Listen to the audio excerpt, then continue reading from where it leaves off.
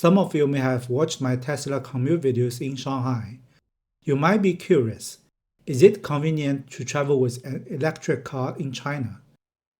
Today, I will show you the real experience. You won't see this kind of content from those budget life videos, but this is the real normal life for millions of Chinese families. Alright, let's hit the road.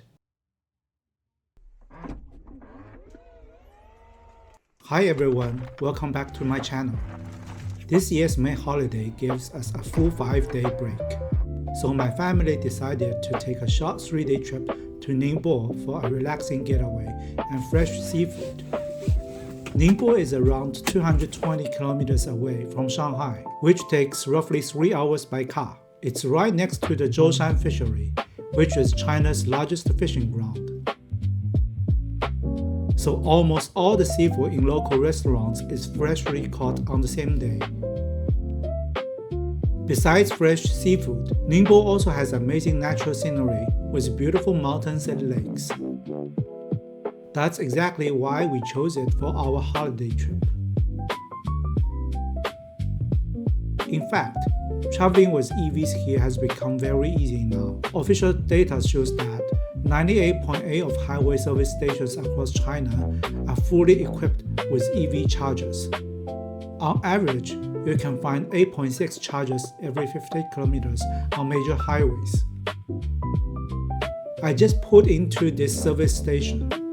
You can see it has more than 20 chargers, and lots of EVs are charging right now. Normally, I love using highway charging stations.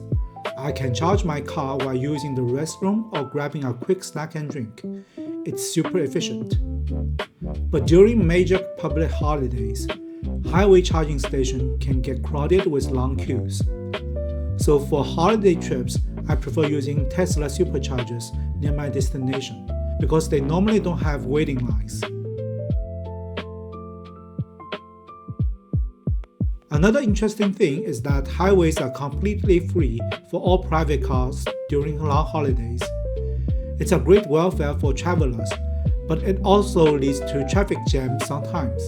To avoid getting stuck in traffic with the whole family this time, I drive to Ningbo alone in advance, while my wife, daughter, and parents take the high-speed train. The high-speed train takes only 2.5 hours from Shanghai to Ningbo, and it's never affected by traffic jams. So they can arrive on time no matter how bad the highway traffic is.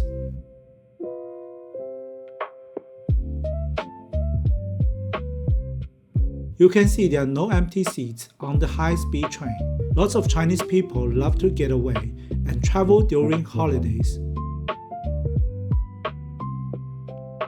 Luckily, the highway traffic was quite smooth today. I arrived in Ningbo earlier than my family, so now I'm heading to Ningbo railway station to pick them up.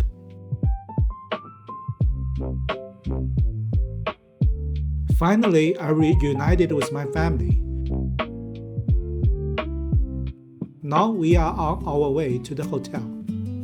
Before checking in, my wife went to a super popular local seafood restaurant nearby to get a queue number. This restaurant is famous for its fresh local seafood, and it's always very packed on holidays. We grabbed a number first, planned to rest at the hotel for a while, and come back for dinner later. We booked the Crown Plaza Hotel right in the city center. It's a little older, but all the facilities are clean and comfortable for our short stay. It's now 7:30. And has been 182 minutes since we got our queue number. There's still 3 tables ahead of us. You can see how popular this restaurant is. The board shows it's literally the most crowded restaurant in Ningbo.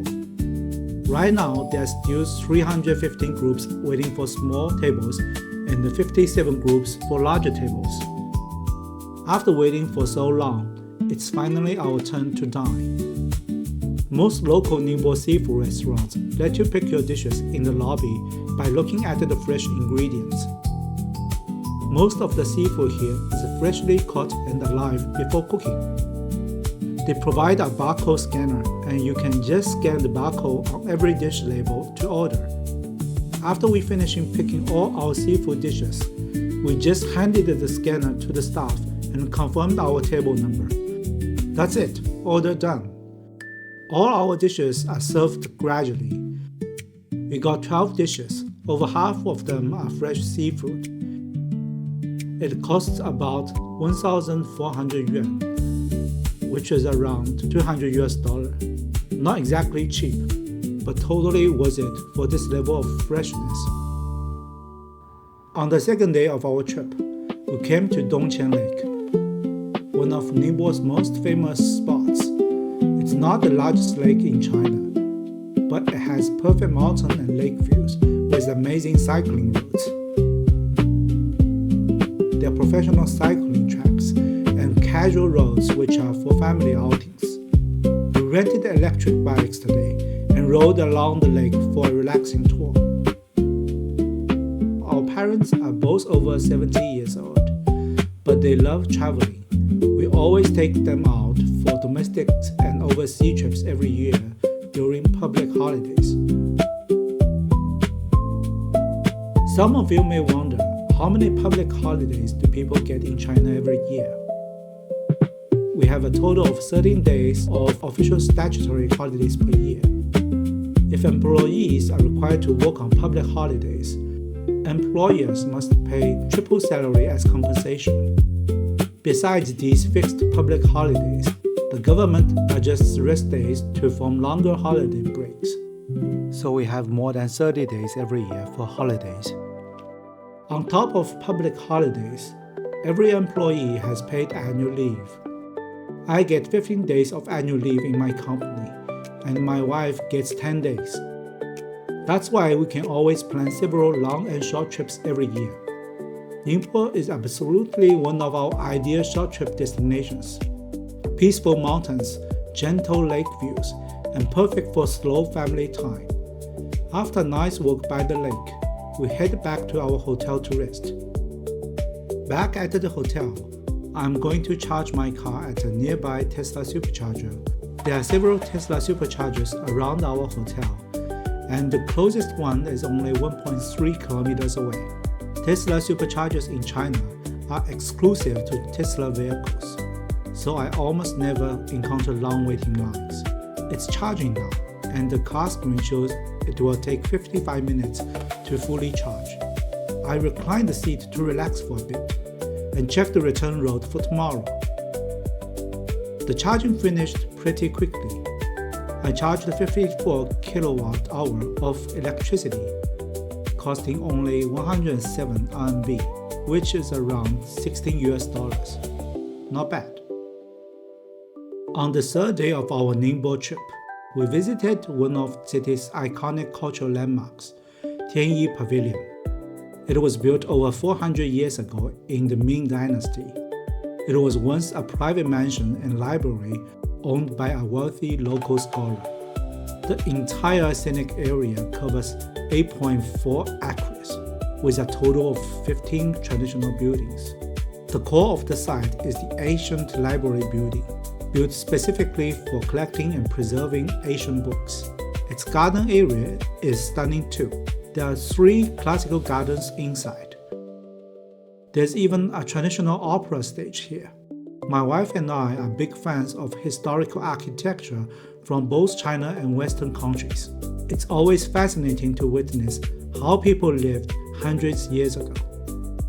And we found that people from different countries share so many similar hobbies for beauty, literature, and life. Our short Ningbo holiday is coming to an end, and it's time to drive back to Shanghai. On the way back, I passed a unique service station built in Asian city style, so I stopped by to take a look. You can see it has international chain stores like Starbucks and McDonald's. It's very common for service stations in China's eastern coastal areas. I grabbed a sandwich and an iced Americano for lunch. It's a bit hot today, and the cold coffee can keep me awake and focused for a long drive. Here's an interesting traffic rule in China for holiday travel. Emergency lanes on crowded highways are temporarily open to regular traffic to ease highway congestion.